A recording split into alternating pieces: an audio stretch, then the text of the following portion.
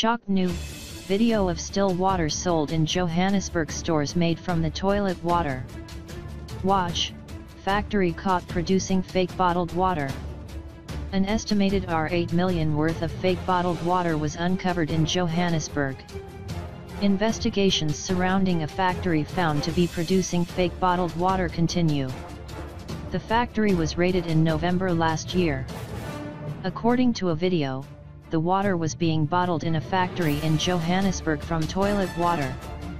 The factory produced the bottles and filled them with water from a fire hydrant.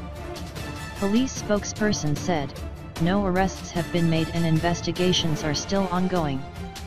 An estimated R8 million worth of fake bottled water was uncovered. Masondo said the culprits were believed to be foreign nationals who had fled the scene when the police arrived.